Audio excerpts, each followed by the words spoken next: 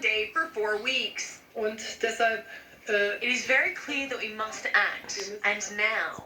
jetzt veranstalten. Events that are intended to provide entertainment to prohibited guests, bars, discos, and similar establishments will be closed. Gyms and theaters will be shut down. So will restaurants, although they will still be allowed to serve takeout food.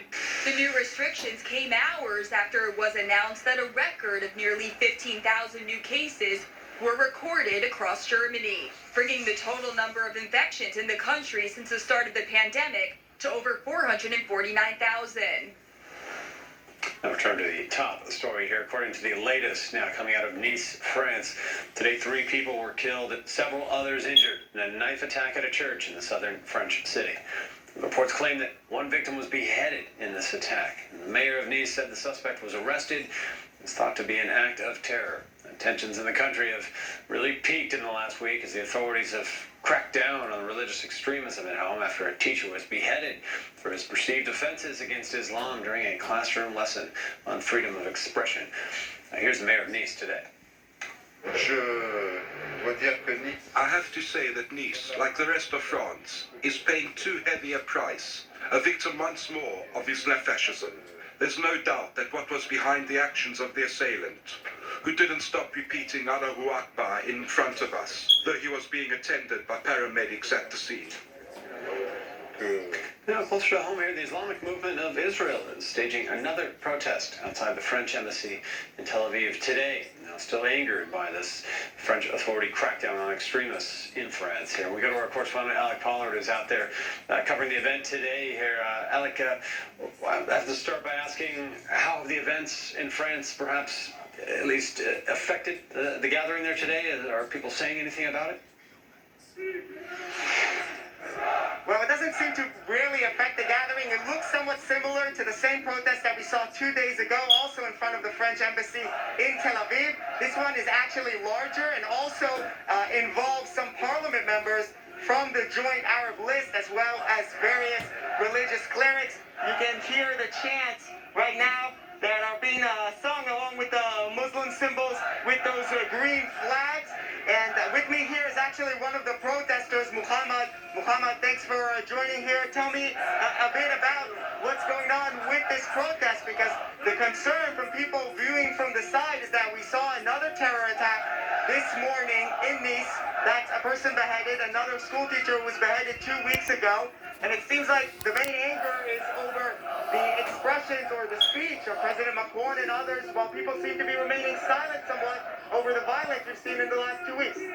No, actually they are not silent about all these crimes that happens everywhere in the world, including also here or in France or everywhere in this world.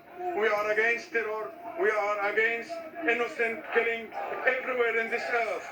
But we have to emphasize that what you are seeing here now is in order to express our anger and our frustration from the declaration of the President of Macron and his government and all this that claim that this is the free to speech. The free to speech is not about luxury to offend the beliefs and the prophet of the Islam. In France, are you allowed to draw a cartoon, even if it's an offensive cartoon of a religion? Is that allowed under the law, or do you want to outlaw that? Listen, we know that it could be allowed to criticize whatever you want, but I think that in 2018 in Vienna, the European Court has declared that offending the Prophet Muhammad is against the freedom of speech. It's not including in freedom of speech. But in France, that is considered freedom of speech. In France, it is not allowed even to criticize the policy of the Zionism of Israel. It is considered as offensive. It is allowed. They criticize the Zionism all the time in France. They are not allowed because in France itself, with the government of Macron, they declare that criticizing the Zionism is the policy of Israel.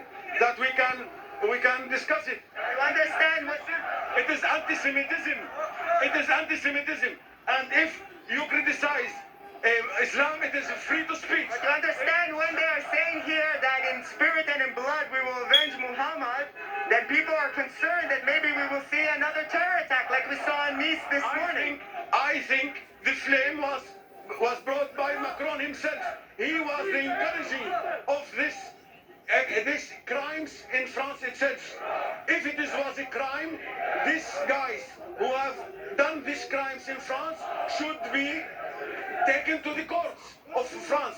But it does not mean that he has the right to offend and to offend religion. In democracy, don't you have the right to offend in democracy? That's part of democracy. You have the right to say whatever you want. We have the right. And also, you have to be offended sometimes. We have the right to speak whatever we know. We're speaking, but we're talking about the people being beheaded in a church in France.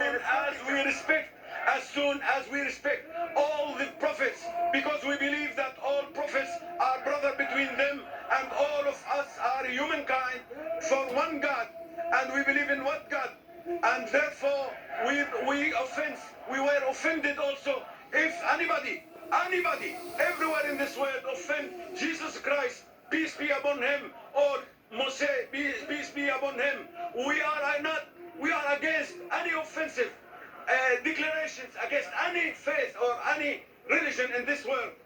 Okay, thank you very much, Muhammad. That was Muhammad here, one of the protesters at this very animated protest, as you can see, which is taking place today. And maybe we're going to see more of these protests in the next week, as we saw also in other places around the world. And this is going to be an ongoing saga, of course, that is taking place not only in France, but also arriving here on the beach in Tel Aviv and other places.